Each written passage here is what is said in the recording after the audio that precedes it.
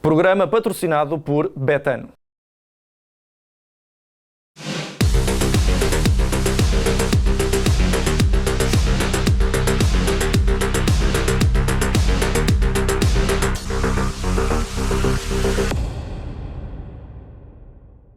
Olá a todos e sejam bem-vindos a mais um Deixem-se de Tangas. Hoje é dia especial porque temos convidado, já vou apresentar a nossa convidada, não é um convidado, uma convidada, mas antes de mais falar deste programa, dizer que hoje vamos dividi-lo em dois temas rápidos, ou seja, vamos falar sobre o sorteio europeu das equipas portuguesas, Benfica, Sporting, Futebol Clube do Porto e Sporting Braga, já sabem os adversários que terão na Liga dos Campeões e também na Liga Europa, e por isso mesmo vamos analisar tudo isso. Além disso, vamos falar também precisamente sobre um tema que vai ligar aqui também com a nossa convidada, falar sobre o papel da mulher no mundo do desporto e no mundo do jornalismo desportivo, que é também importante falarmos sobre isso. Ora, habitualmente faço-me acompanhar pelo João Pedro Oca. João, seja muito bem-vindo também aqui ao nosso programa, e pelo João Rodrigues. João, seja muito bem-vindo. E a nossa convidada, Rita Latas, que melhor exemplo também para falarmos um bocadinho também sobre este primeiro tema. Rita, antes de mais, seja muito bem-vinda aqui ao nosso programa. Tens à tua frente também o prémio do CNID de 2020, prémio Revelação do jornalismo desportivo. Acabámos por te pedir para trazeres precisamente por isso, para, no fundo, falarmos um bocadinho também sobre a tua experiência, perceber, antes de mais, sabemos que é um mundo, reconhecidamente em relação aos últimos anos, sempre um mundo muito ocupado por elementos do sexo masculino. Fazer-te a pergunta que já deves ter ouvido muitas vezes, mas vou ter de a fazer. Sentiste dificuldades, sentiste descrença, sentiste algum descrédito quando quiseste entrar para esta área por seres mulher? Em primeiro lugar, obrigada pelo convite. Obviamente que é um gosto de estar aqui convosco, já nos conhecemos há algum tempo, portanto é sempre bom voltar a ver-vos. O início é sempre mais complicado, porque eu já o disse várias vezes, existe sempre uma certa desconfiança quanto àquele que pode ser o trabalho feito por uma mulher no jornalismo desportivo. O que é certo é que à medida que tu consegues mostrar trabalho, e pelo menos falo da minha experiência, consegues mostrar o trabalho que desenvolves, as coisas acabam por surgir de forma muito natural. Eu acabei por ter as oportunidades de marcar presença em várias competições, mesmo nos jogos de Primeira Liga. Isso começou a dar-me alguma visibilidade, e como eu também já tinha um passado ligado ao futebol e era uma área em que eu queria trabalhar, as coisas acabaram por se tornar paulatinamente mais fáceis. Não digo com isto que não haja dificuldades, obviamente que há, muitas mulheres ainda que querem entrar no mundo do jornalismo desportivo sentem essas dificuldades, eu também as senti no início, mas depois acabei por ter essa tal sorte, e também pelo trabalho que eu fui desenvolvendo, de conseguir ficar no meio e tentar afirmar-me e mostrar que podemos fazer narrações, podemos fazer reportagens de pista, podemos ir a conferências de imprensa, podemos escrever artigos desportivos, e acredito que estamos a caminhar para um mundo melhor nesse sentido, mais oportunidades para as mulheres no mundo do jornalismo desportivo, ainda que, na minha opinião, estejamos muito longe daquilo que seria desejado hoje em dia, no século XXI. Mas ainda sentes que há alguma desconfiança em relação ao papel da mulher no mundo do desporto? Ou seja, ainda sentes aquele descrédito que sabemos que existia em tempos, e que hoje, com a maior entrada de mulheres, já vemos cada vez mais mulheres no mundo do jornalismo desportivo, e isso é uma excelente notícia. Aliás, falando também sobre esse prémio, esse é o prémio que tu venceste em 2020. Em 2021 ganha a Mariana Fernandes, também do Observador, também mais uma mulher. Achas que isto também é um sinal de alguma mudança dos tempos? Já sentes que essa mudança já está a acontecer? Sem dúvida, e esse foi um dos pontos até que a própria Mariana pegou no discurso quando recebeu o prémio deste ano, de 2021, que o sinal de termos dois prémios Revelação seguidos a serem entregues a duas mulheres acaba por ser um ponto positivo. O que não quer dizer que as coisas estejam já bem. Eu acho que ainda há muita coisa para fazer, muita coisa para trabalhar. Essa desconfiança tem que ser trabalhada até por parte das próprias vias, que têm de começar a olhar de forma diferente e ver que uma mulher e um homem no mundo do jornalismo desportivo são, acima de tudo, profissionais. Não têm de ser diferenciados pelo seu género, pelo seu sexo, enfim. É a competência que tem de ser avaliada. É a competência que tem que ser avaliada. E se estivermos com duas pessoas, neste caso um homem e uma mulher, e se a mulher for mais competente do que o homem ou vice-versa, a competência tem que estar acima de tudo. Não o facto de ser uma mulher ou um homem, mas acima de tudo tem que se olhar para aquilo que essa pessoa consegue desenvolver, o trabalho que consegue desenvolver e a própria dedicação depois dá ao trabalho que vai seguindo, independentemente da redação onde esteja presente. Tivemos 5 minutos, eu diria que foram os 5 minutos mais sérios desde que começámos este programa, mas acho que se justifica. Vai começar a descambar a partir do momento em que eu chamar aqui à conversa os Joões.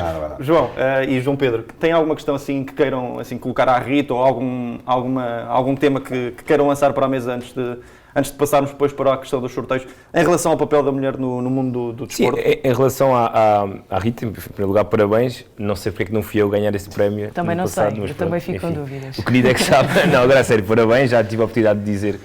E acho que destacar o que a Rita disse, a questão da competência, acho que é o mais importante, independentemente do género. Na nossa equipa, por exemplo, na CNN Portugal Desporto, nós somos 10 pessoas, 4 são mulheres, portanto é quase metade das pessoas são mulheres. E também nós fizemos há pouco tempo uma reportagem sobre precisamente as mulheres no desporto masculino e já vemos, por exemplo, uma Mariana Vaz Pinto, que é team manager. E é muito mais difícil a entrada. Que é team manager da Belenenses, ou seja, a primeira delegada de nenhum jogo de futebol profissional em Portugal. É de facto incrível ver a Mariana, que é uma figura assim muito interessante, muito bonita, muito peculiar no meio de tantos homens e trabalhar como ela trabalha. Depois, por exemplo, falei também com a Raquel Sampaio, que é uma agente de jogadoras. Só cerca de 5, 6% dos agentes federados na Federação Portuguesa de Futebol, passa a redundância, são mulheres. Portanto, é um caminho ainda longo a percorrer, mas já há pessoas a entrar nesse mundo dos negócios, que são maioritariamente dos homens, e, portanto, são mais 2 exemplos que te estou a dar e que provam isso que a Rita estava a dizer, que é uma questão de competência. Ainda há muito trabalho a fazer, isso é natural. Não sei daqui a quanto tempo é que isso vai ser possível haver essas diferenças cada vez menores, mas já há algum trabalho que está a ser feito e é uma questão de competência e a Rita tem. E, portanto, acho muito bem que continua a haver mulheres como a Rita, como a Mariana, como as nossas meninas da CNN e acho que isso é muito importante. João, alguma coisa queiras acrescentar? Já se disse praticamente tudo, também parabéns à Rita pelo prémio.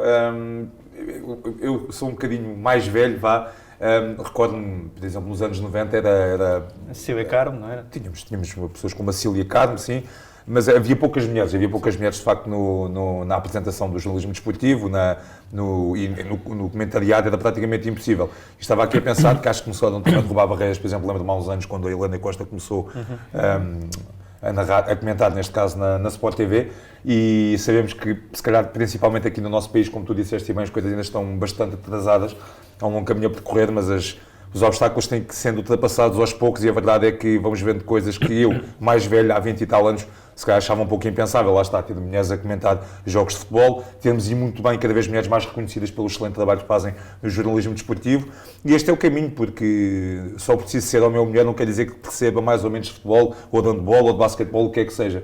Portanto, isto é uma sociedade igualitária, deve ser, e acho que o caminho é este, é cada vez ser mais normal termos mulheres ao lado de homens no comentário, ser cada vez menos justiça o facto de elas ganhar prémios, porque se a mulher for competente, merece ser premiada como homem. Antes de concluirmos este tema, Rita, uma última questão, e agora mais pessoal.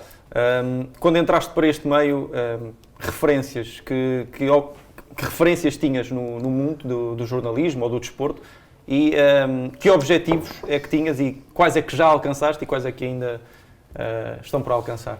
Olha, como o João dizia, ainda eram muito poucas as mulheres que havia há alguns anos, portanto eu não tinha muitas referências em quem pegar. Achas que já és uma referência para entrar? Não sei se sou uma referência, quero acima de tudo... Não, quero acima... Não sei se sou uma referência, quero acima de tudo ser um exemplo de que as coisas podem acontecer se trabalharmos para elas. É isso que eu tenho tentado fazer e, acima de tudo, eu espero ter conseguido abrir uma espécie de porta para as mulheres que querem entrar derrompante neste mundo do jornalismo desportivo. Mas falando das referências, tenho 2 que surgiram até quando eu era mais nova, ainda nem estava a trabalhar, que era a Cláudia Lopes, com o seu trabalho na TV, e depois também a própria Andréa Sofia Matos, com aquele programa na TV do Mais Futebol, inclusive, que acho que tiveram um trabalho muito importante. A própria Cília Carmo conheço, mas mais de nome, porque é de uma geração mais antiga, mas sei também da importância que teve. Mas se falarmos das pessoas para quem eu olhava quando era mais nova, sem dúvida a Cláudia Lopes e depois, posteriormente, a Andréa Sofia Matos, que a prova de que há evolução é que olhamos para o passado, lembramos 2, 3 nomes e nada mais. E hoje já conseguimos Precisamente. olhar para mais Precisamente, mulheres, não é? mas acho que até as próprias redações estão agora a integrar mais mulheres. Até posso falar pela própria Sport TV. Tivemos agora algumas saídas, mas também entradas. Tivemos 2 jovens jornalistas ainda muito novas que estão a dar os seus primeiros passos no jornalismo esportivo, mas também já começam a entrar neste meio, que poderão também ser daqui a pouco tempo outras das referências no jornalismo esportivo. Portanto, acho que é assim que tem que acontecer e acho que esta adesão por parte até das próprias, como eu dizia há pouco, das redações vai contribuir para que as próprias mulheres se sintam mais confortáveis neste meio, que sintam cada vez menos essa tal desconfiança que eu falava, e depois o próprio apoio que é dado pelos colegas que estão ao lado, que só têm de tratar como uma profissional ou como um profissional no mundo do jornalismo desportivo. Muito bem, vamos ao segundo tema, vamos a isso. João Pedro Oca, hoje vou começar por ti outra vez. Temos... objetivamente, gostaste mais do primeiro ou do segundo sorteio? É assim, tinha certeza que os adeptos do Sporting tinham gostado muito mais do segundo. Muito mais porque, de facto, a Juventus, quando saiu, certamente que basta percorrer as redes sociais para perceber que a Juventus, sexta classificada no campeonato italiano, uma equipa completamente diferente, claramente acessível ao Sporting, não é o Lille, enfim, toda a gente está à procura do Lille, mas acabou O Chelsea encontrou duas vezes. O Chelsea encontrou 2 vezes. Mas sim, acho que o sorteio acaba por, de facto, ser muito, muito prejudicial para o Sporting, naquilo que diz respeito ao sorteio oficial, o do Manchester City. Ontem provou isso mesmo frente ao Leeds, 7-0, um atropelo absolutamente incrível. O Ruben Amorim já disse, toda a gente sabe, um dos melhores treinadores do mundo, uma das melhores equipas. Mas deixou-a bicada o Ruben Amorim, não é? Mas deixou-a bicada, lá está. A inteligência dele é incrível, não é? A sensibilidade que ele teve. E a bicada que estávamos a falar há pouco é que, ok, estamos a falar da melhor equipa do mundo, estamos a falar do melhor treinador do mundo, temos poucas possibilidades, muito poucas, disse ele, mas no ano passado também tínhamos poucas possibilidades e fomos campeões. Portanto, a deixar ali logo a ligação para os adeptos do Sporting para ganharem, de facto, essa possibilidade de sonhar, e é possível sonhar, atenção. É a Liga dos Campeões. Não vale a pena estarmos a dizer que tem 5, 10, 20% de possibilidades, tem poucas, é verdade, mas o Sporting pode perfeitamente sonhar. Em comparação, por exemplo, há 10 anos, naquela época de 11, 12, enfim, as coisas são muito diferentes, tanto o Sporting é diferente como o City é diferente, mas na Agora altura... não há Xandão. Já não há Xandão, o favoritismo na altura também era do City e acabou por ser o Sporting a passar.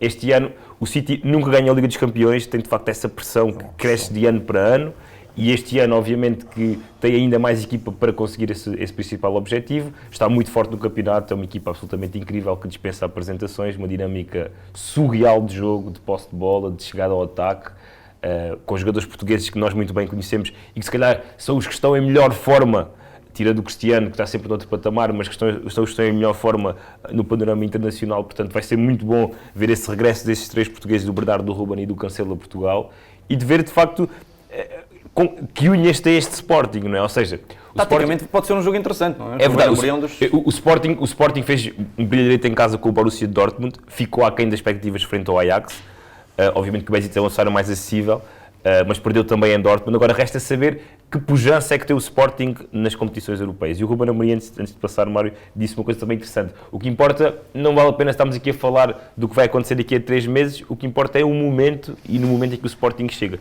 É que se o Sporting jogar amanhã, tem mais possibilidades, não é? Com a forma em que conquistar e com a equipa conquistar, apesar de todas as ausências, mas as equipas têm uma confiança absolutamente incrível. É verdade, falta muita gente, mas com esta confiança, chegar a um jogo frente ao Manchester City é uma coisa, chegar a um jogo com o Manchester City, por exemplo, com o Benfica chegou ao jogo com o Dinamo Kiev depois de perder um derby, numa situação complicada, é completamente diferente. Sim. Portanto, vamos ver como é que o Sporting... City, não é? E o próprio City, que vai discutir o campeonato até ao fim com o Liverpool e com o Chelsea, e resta saber em que momento é que as equipas vão chegar, mas de facto os adeptos do Sporting ficaram um bocadinho tristes com aquele engano da UEFA, certamente. E tu, João Rodrigues, pegando aqui no tema do Sporting, se achas que efetivamente as coisas estão muito, muito delicadas para a equipa verde e branca, e já agora puxa também para o Benfica. O que é que achaste do sorteio? Achas que ficou melhor com o Ajax ou o Real Madrid seria mais apetecível? É assim, relativamente ao Sporting, concordo plenamente com tudo aquilo que o João Pedro Oca disse. Parem de concordar, vocês estão sempre a concordar. O que é? Temos o mesmo não concordamos. Têm de discordar um bocadinho, assim. Mas o Sporting, em relação ao City, claramente a Juventus parecia mais acessível. há 2, 3 anos que era um bocado impensável dizer isto, a Juventus mais acessível para algum clube português, mas a verdade é que, como se viu o ano passado contra o Futebol Clube do Porto, e antes contra o Lyon, passou muito bem, exatamente, antes contra o Lyon, e a Juventus está numa má fase, claramente acho que é uma equipa acessível para qualquer um dos grandes portugueses, ainda para mais maioria de razão para este Sporting que está em grande forma, mas o City é de outra galáxia, de facto.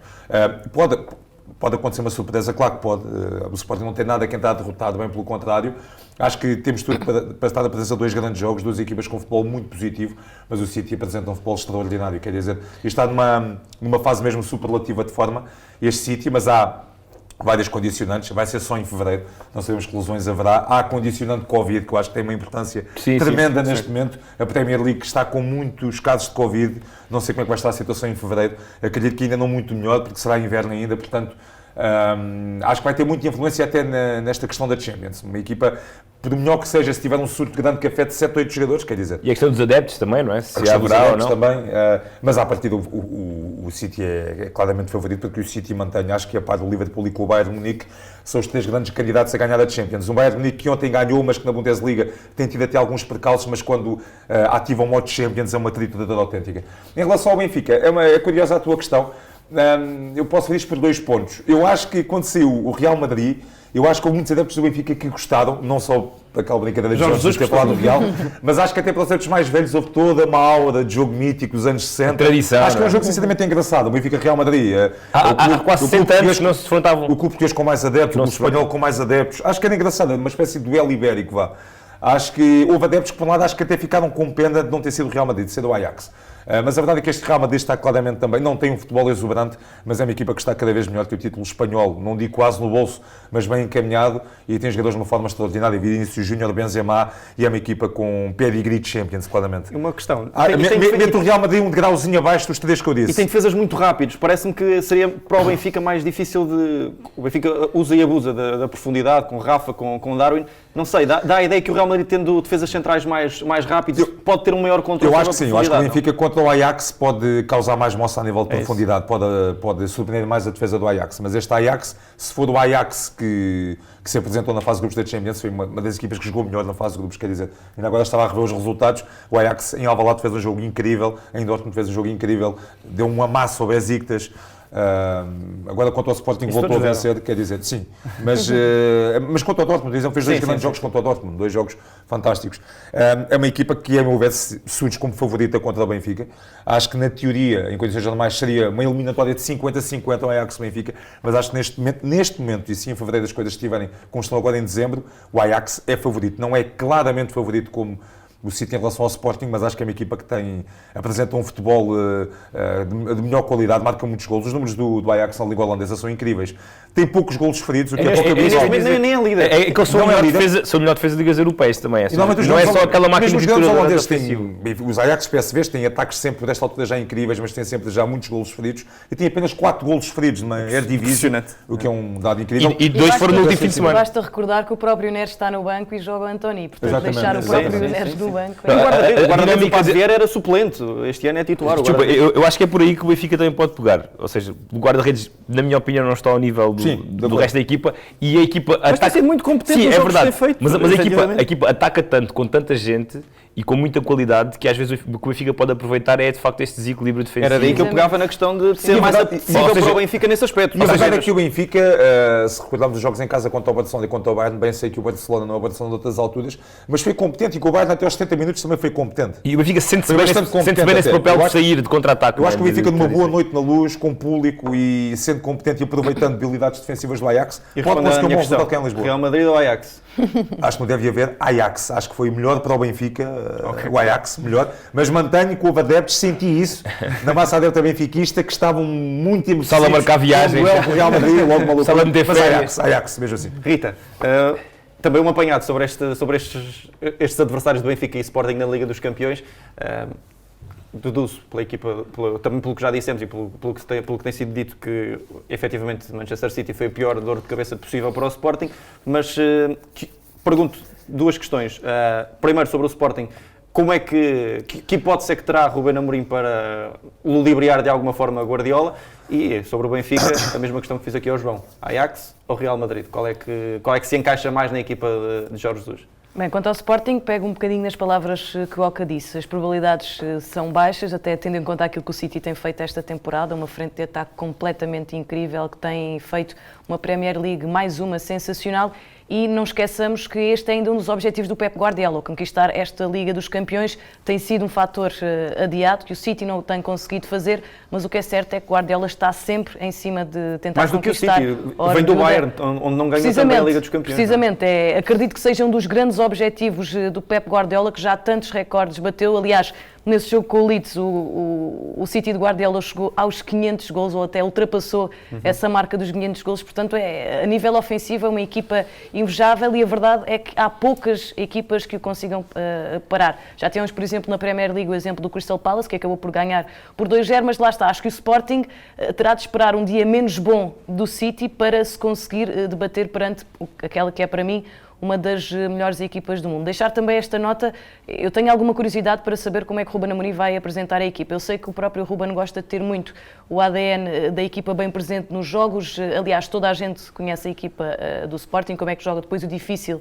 é contrariar a forma como joga, mas não sei até que ponto é que poderá, inclusive, colocar, diria, até 2 médios defensivos à frente daquela linha de 3 centrais para tentar estancar o ataque do City, que sai muitas vezes até pelo corredor central, chama também as alas, mas aquela troca de passos ali no corredor central poderá ser também mortífera para o Sporting, portanto acresce, pelo menos na minha opinião, acresce essa curiosidade para saber como é que o Sporting se vai apresentar. Quanto ao Benfica, concordo com o João, acho que o Ajax é uma equipa no meio destes tubarões, mas comparativamente com o Real Madrid é o menos mau, comparativamente com o Real Madrid é menos mal. Acho que é um Benfica que pode aqui ter algumas possibilidades, não tal 50-50, até dependendo como as equipas vão chegar a essa fase da temporada. A tal consistência que o Benfica ainda procura encontrar nesta temporada também poderá fazer a diferença nesta altura, mas concordo que o Ajax já jogou contra o Sporting, o Jesus conhece bem o Ajax, acredito que tenha visto esses jogos contra o Sporting, portanto, comparativamente com o Real Madrid, é sem dúvida... Rita, mas a questão em relação ao Ajax é que eles vão marcar quase de certeza, e vão marcar quase de certeza mais do que um golo, porque com o fluxo ofensivo que eles têm, e com a qualidade que têm, e também com as habilidades defensivas que o Benfica tem, não sei, estou a imaginar, por exemplo, o António tem estado muito bem, o António em cima do Grimaldo, enfim, o Haller tem 10 golos na Champions, 10 no campeonato, ou seja, eu tenho quase certeza que o Ajax vai marcar, portanto o Benfica também tem de marcar, certamente vai ser um jogo... Tanto um cá como lá, jogos abertos, serão jogos abertos. Sim. Eu quando falava com alguns amigos sobre quando olhámos para os jogos, e lá está, muitos gostaram do jogo X, do jogo Y, e se calhar olhamos para as equipas portuguesas e não olhamos logo no sentido de isto vai ser um jogo apelativo. Este Benfica Ajax, eu acho que é eliminatório, acho que tem potencial para ser uma das melhores desta Liga dos Campeões. Muito mais especial que o Chelsea. E uma das Will, mais se calhar, equilibradas também. Sim, jogo aberto, jogo com espetáculo, diria eu. Ou seja, o Ajax também terá ficado contente, obviamente, quer dizer, isto faz parte, assim como o Real Madrid estava contente, fez uma festa, a marca dizia que calhou a sorte grande ao Real e depois, 5 minutos depois, já dizia que o Real estava indignado com o sorteio. Não sei se queres falar sobre isso também, em relação a esse sorteio.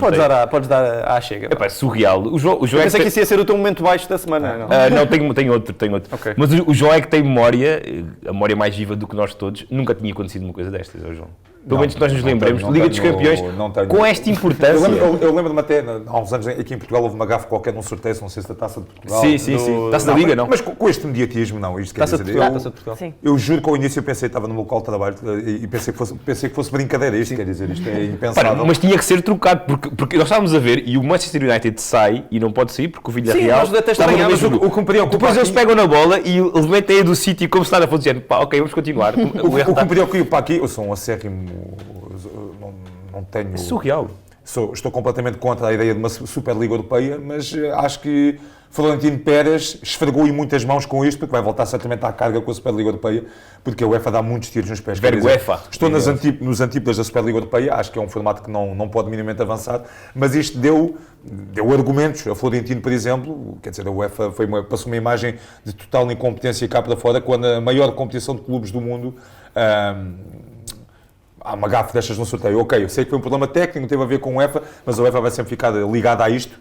e antevejo que os Florentinos desta vida e Barcelonas voltem à carga com a Superliga daqui a não muito tempo. E surgiram inclusive muitos comentários de adeptos acerca disso. Até, não sei se estariam antes contra a Superliga ou não, mas muitos comentários dizem estes fatores da UEFA que acabam por criar ainda mais desconfiança perante um organismo depois europeu. estes clubes, obviamente, estes clubes que querem aproveitar de facto destes pequenos... Claro. Todo o pretexto. Eu, por acaso, eu critico, mas enfim...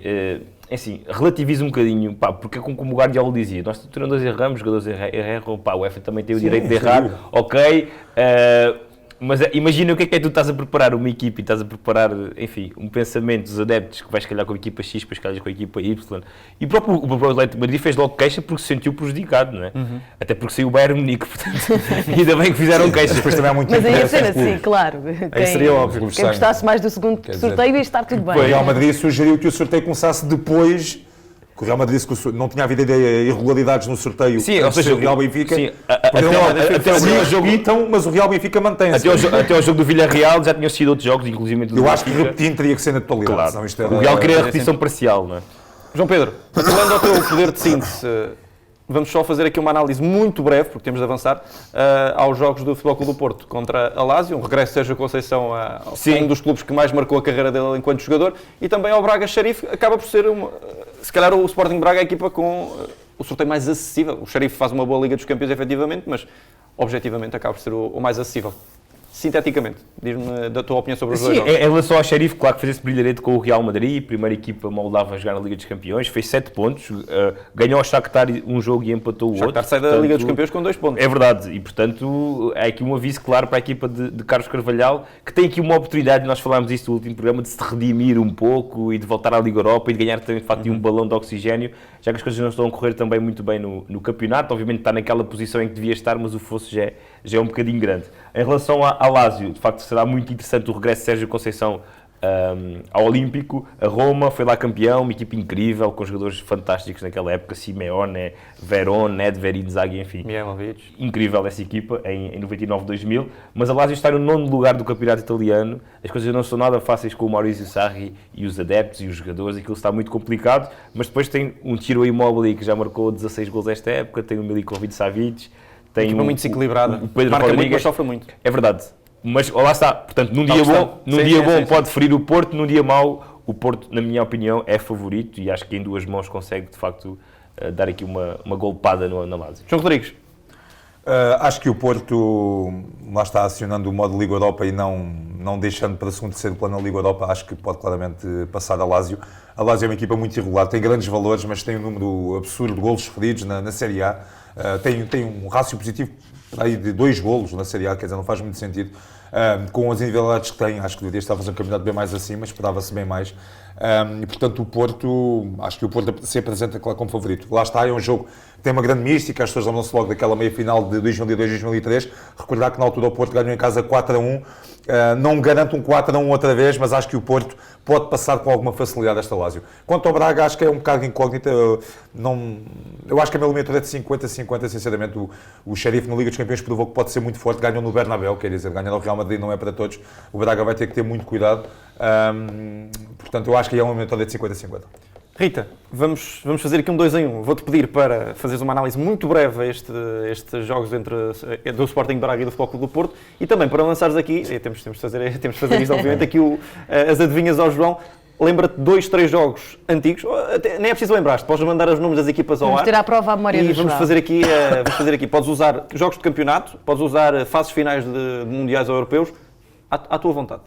Tá ok, vamos começar então pela análise aos jogos, muito rapidamente. O Futebol Clube Porto parece-me que também tem aqui uma grande possibilidade de seguir em frente na competição europeia. Aliás, o Futebol Clube Porto nunca perdeu esse ADN europeu. O Sérgio Conceição também quer manter esse ADN europeu na equipa. E frente à Lazio, penso que poderão fazer aqui uma boa eliminatória e conseguir seguir em frente. Basta até recordar os jogos que o Porto agora conseguiu fazer. Um deles contra o AC Milan, que acho que esteve muito bem, independentemente de não ter conseguido passar à próxima fase da Liga dos Campeões. Quanto ao Braga, é também um bocadinho incerto, porque o Xerife é uma equipa, diria, nova nestas andanças, conseguiu surpreender no Santiago Bernabéu. O próprio Sporting Braga, agora no jogo com o Midtjylland, teve também muitas dificuldades em afirmar-se dentro de campo, dentro das 4 linhas. Portanto, Carlos Carvalhal terá de fazer aqui um bom trabalho a nível estratégico para conseguir ultrapassar este Xerife, que obviamente quer continuar a surpreender nas competições europeias. Bem, quanto às perguntas, para o João... Força.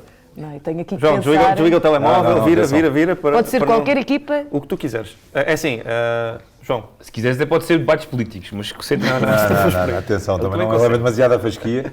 não, podes usar Benfica, Sporting e Porto bem, até sim. aos anos 90 ou então fases finais, Mundial de 98, o que tu quiseres. Ok. Benfica, vitória da cidade de Guimarães em 1994. Tens de dizer a da época, 94, 95. 94, 95. Benfica 1, Vitória Sport Clube 3. Podes dar mais pormenores sobre o jogo? O Vitória ganhou 3-1 na Luz. Meu O Deus. Benfica de Artur Jorge já estava claramente em queda. A época acabou muito mal para o Benfica. E o jogo em que o Benfica mandou 3 bolas aos postos, mas perdeu 3-1. Eu tenho que vir confirmar estas coisas. E o Vitória ganhou. O grande Vitória. Mas já atenção, não Vitória, confirmas porque sabes que está certo. Isto é Vitória é surreal. orientado pelo grande Quinito, mítico treinador do Quinito, futebol sim, português. E o Benfica ficou em que lugar essa época? Em terceiro. E quem é que marcou o gol do Benfica? Não percebi. O gol do Benfica é Dilson, um bom avançado brasileiro dos anos Sabes em que 90, altura do jogo é que foi? 20 e tal minutos, por aí, acho eu. Empatou. Rita, confirmas? E estavas onde nessa altura? Não, eu não me lembro do jogo em si, não me lembro do jogo em si. O Deixa-me jogo foi procurar. uma tarde domingo, praticamente vazio. muito pouca Praticamente gente. vazio? Tarde domingo, pouca gente no Já estádio. final da época? Já final da época, jogo, finais de março. Eu aconselho-vos a continuar, é que eu Como se estou eu aqui também me lembrasse. a tentar confirmar. Manda-lhe mais um e vê enquanto procuras, se quiseres, Rita, só para fecharmos. Inventa. Se um jogo que tu te lembres também. Ou então que te lembres, possas sim, se confirmar. quiseres. Não, 97, 98, Futebol Clube Porto Belenenses. Futebol Clube do Porto 2, Belenenses 0. E pormenores, vai dando pormenores enquanto a Rita confirma pelo menos um Segunda, dos jogos. jornada, Pelo menos o segunda primeiro. jornada do campeonato. Acho que foram 2 golos de Mário Jardel, o inevitável Jardel. Acho. Ele marcou um gol pelo menos, mas acho que marcou os 2. E jogo deu na RTP um sábado à noite. E o Vi esse Belenenses jogo. era treinado por quem, lembras-te? Vício. O Belenenses, nessa fase do campeonato, é treinado pelo Mladenov, que foi um grande jogador do Belenenses. E que treinou o Belenenses, depois saiu e entrou para o seu lugar o Manuel Cajuda. O Belenenses desceu divisão nesse ano. Rita, já Eu confirmaste? confirmo, está aqui. Mas é que as pessoas sabem, Humberto, devem Guilmar, pensar que José ele é Carlos, Edilson para o Benfica. Pronto, está tudo, 3-1. não é? Isso. 94, 95. Este é aquele momento em que eu me podia ir embora e Também efetivamente eu demito-me fechámos isto, também, mas eu não demito-me vou do meu poder ir carro. ainda porque temos mais uma rubrica, a Zona de Apostas Betano, vamos a ela. Zona de Apostas Betano. Ora, Zona de Apostas Betano e temos um jogo teoricamente complicado para a equipa do Sporting em Barcelos, frente ao Gil Vicente, uma das boas surpresas deste campeonato. Rita Latas, vou começar por ti porque és a convidada. Prognóstico, o teu prognóstico para este jogo? Acho que vai ser de facto um jogo difícil para o Sporting, ainda por cima jogando em Barcelos. Eu gosto muito da forma como o Ricardo Soares mete a equipa do Gil Vicente a jogar. Tem uma frente de ataque muito interessante, destacando o Fran Navarro, dispensa apresentações, está a ter uma boa época, apesar ali de uma altura da temporada em que não conseguiu marcar golos, mas depois voltou a conseguir encontrar o caminho dos golos. O próprio Kania Fujimoto, o próprio Samuelino, tem ali uma equipa muito interessante, o meio-campo também funciona muito bem e acho que será um desafio muito interessante de se ver neste fim de semana, recordando inclusive é que o Futebol Clube Porto teve dificuldades em ganhar ao Gil Vicente, ganhou por 2-1, o próprio Gil começou a vencer na partida, portanto prevejo aqui um teste, não diria decisivo, mas um teste importante para o Sporting, uma deslocação numa viagem até Barcelos e o próprio Ruben Amorim terá aqui em conta essas dificuldades que a equipa do Gil Vicente tem apresentado esta temporada, uma boa surpresa, está a fazer um bom campeonato, não perde há 3 jogos consecutivos, portanto antevejo aqui uma dificuldade acrescida para a equipa do Sporting que vem desse tal jogo com o Boa Vista, em que o Sporting foi testado, mas de uma maneira diferente, tendo em conta a forma que o Boa Vista estava a jogar, muitas quebras de jogo que evitavam que o Sporting se tornasse uma equipa mais vertical, mais intensa, e penso que esse poderá ser o principal desafio de Ruben Amorim. Um X2, não vais lá? Não vai. João Rodrigues. Não, sabes porque eu também trabalho Não no te queres- meio. não Eu te queres tenho comprometer, eu jogos, percebo, eu tenho eu jogos para fazer no fim de semana, eu não percebo, posso João atravessar. Rodrigues, mas ficou a antevisão feita, agora tu tens de dizer um X2. Não, eu digo 2, acho que o Sporting vai ganhar, mas acho que vai ser um bocado em modo época 2021. Lembram-se do Gil Vicente Sporting da época passada? Gol do Coates. Coates marcou na última jogada, uma chuvada incrível, o Sporting esteve a perder um 0 imenso tempo e conseguiu 2 golos no espaço de 2-3 minutos mesmo a acabar. Acho que o Gil Vicente pode criar claramente problemas ao Sporting. O Gil Vicente está numa boa fase, fez um grande jogo contra o Famalicão, agora em Passos também fez um bom jogo. Portanto, acho que vai ser um jogo bastante competitivo, mas acredito que a qualidade leonina prevaleça no final. Mas acho que vai ser um tempo sempre complicado para o Sporting. João Pedro. Sim, até porque o Ruben Amorim ainda não vai contar Paulinhos, Gaio, Padinha, Fedal provavelmente também não. Tens de dizer um ou X, para eu depois dizer o outro e acertarmos. Ok. Então vou dizer X, pronto. Pronto, eu digo um, assim vamos acertar. Para a Eu semana. saber que ele diz empate, pronto. Algum dia de acertar. Olha, e sabes qual é a odd para a odd Betano para 1, neste caso? Diz aí, João, diz aí. Para 1, a odd Betano é 6,10. Para X, para empate, 4,15. E para uma vitória do Sporting, do campeão nacional, 1,44. Com 10 euros já faz o Natal. Olha. Pronto, fantástico.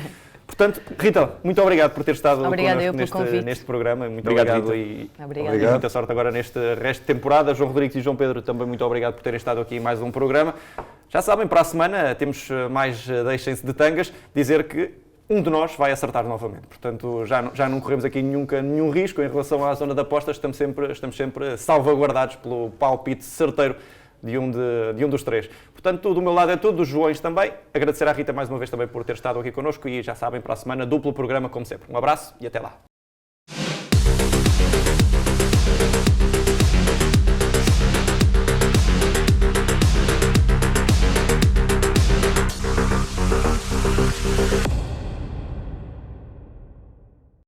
Programa patrocinado por Betano.